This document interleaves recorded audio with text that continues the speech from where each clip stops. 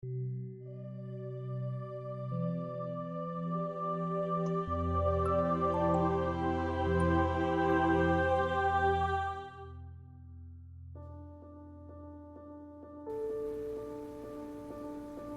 eu quero fazer um alerta sobre esse jejum nacional. Este é o meu assunto hoje.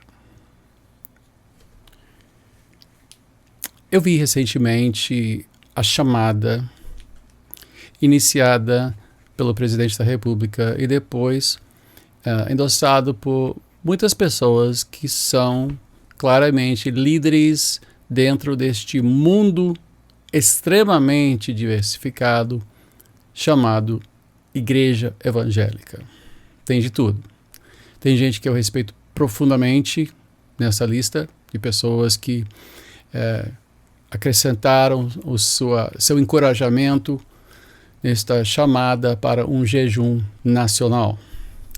Muitos, no entanto, são pessoas sabidamente, digamos, de um certo sacerdócio duvidoso, não é? Pessoas que são identificadas como mercadores da fé, pessoas que são identificadas como charlatões, embora levem o rótulo de evangélico. E o que mais me preocupou foi o tom desta chamada, de primeiro jejuarmos para derrotar a pandemia. E segundo, para nós jejuarmos e orarmos para que o Brasil volte a prosperar. Muitos dos que endossaram esta mensagem e conclamaram o povo a jejuar e orar são pessoas sabidamente expoentes da teologia de prosperidade. E isso me preocupa. Me preocupa primeiro porque eu vejo que Deus está visitando o mundo inteiro com juízo. Não só a pandemia, como também guerras e rumores de guerras e tiranos surgindo e pessoas sofrendo, pessoas morrendo de fome, pessoas morrendo de doenças que muitos acham poderiam ser evitados ou poderiam ser tratados. E quando pessoas chamam para este jejum, o que eu entendo por jejum, biblicamente, é que, primeiro, num juízo visita primeiro a casa de Deus. E a igreja não entendeu o que está acontecendo. Não entendeu. Não entendeu que a mão de Deus está pesando sobre o mundo e sobre nós. E que a reação correta, a resposta correta ao juízo de Deus, a esses juízos temporais, porque tem o juízo final, mas há juízos temporais, né? Davi foi julgado pelo seu adultério com Batseba e morreu seu filho. Depois ele foi julgado por ter feito um censo em Israel e houve uma praga que destruiu milhares de pessoas em curtíssimo prazo de tempo. E nós vemos isto nos outros profetas. Jeremias falou de juízo de Israel, que Judá cairia perante Nabucodonosor. Enfim, nós vemos ao longo da história da igreja momentos em que a igreja se corrompeu, se tornou cúmplice de poderes mundanos, se tornou mundana.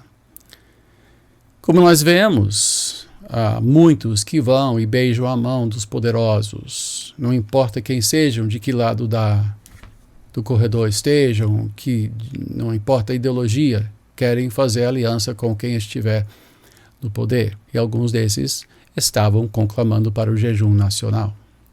Mas quando se fala de jejum, fala-se dos rumos de Deus, fala-se dos propósitos de Deus. E quais são os propósitos de Deus? Os propósitos de Deus não é que um país tenha acesso a tudo em 10 vezes sem juros. O propósito de Deus não é que todo mundo tenha um carro novo ou que viva confortavelmente. O propósito de Deus é que todos sejam salvos e que todos reconheçam o seu pecado e se humilhem perante a sua soberana santidade. E a igreja não está entendendo isto. E isto me preocupa. Eu não sou contra jejum e oração, eu sou, mais do que tudo, a favor de jejum e oração. Eu tenho um canal no Telegram chamado Orando pelo Brasil. Mas quando eu oro pelo Brasil, eu peço a Deus que reine a justiça, que haja paz e que todos venham a conhecer Jesus Cristo como seu Senhor e Salvador. Não importa os meios de chegarmos a este fim, eu creio que em momentos difíceis e momentos também não tão difíceis, tudo isso é possível. É claro que, como todos, eu me preocupo com o nível de corrupção, de marginalidade, de decisões que nos constrangem profundamente de poderosos e destas medidas que nós estamos assistindo ao redor do Brasil e não só no Brasil, em outros países também, usando como ensejo esta praga que está sobre o mundo. Temos que orar como nunca, mas nós temos que começar a entender que a igreja tem culpa no cartório. Nós nos tornamos mundanos, nós nos dedicamos à corrente de prosperidade, à corrente de oração para poder levar a família para Disney, em corrente de oração para poder comprar um carro novo, correntes de oração para termos um emprego que nos satisfaz mais, ou que para termos um lugar melhor para morar. E esses não são motivações de corrente de oração. Nós temos que dobrar nosso joelho, nos arrepender e pedir a Deus perdão por termos amado o mundo. Pois quem se faz amigo do mundo se faz inimigo de Deus. E o mundo é muito claro. O desejo da carne, o desejo dos olhos e a soberba da vida, o orgulho, o status, o prazer. Quem ama o prazer mais do que a Deus se torna inimigo de Deus.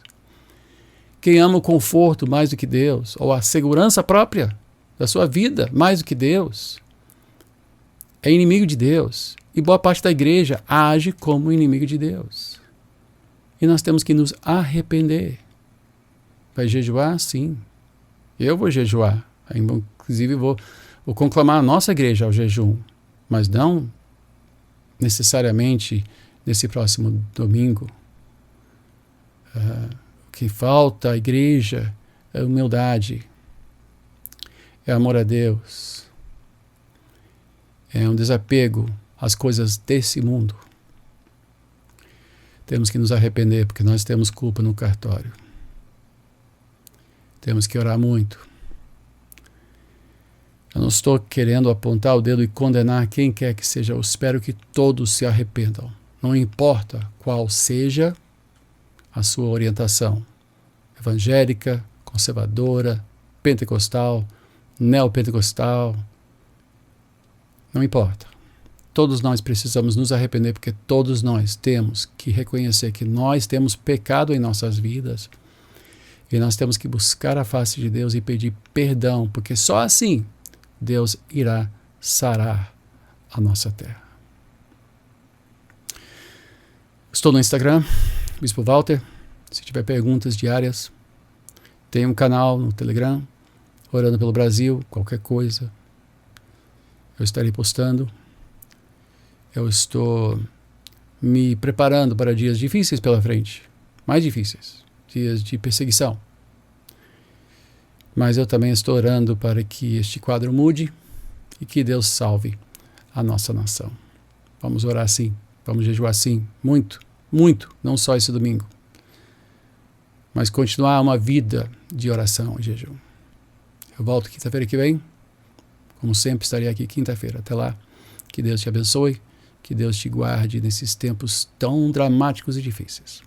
Um grande abraço.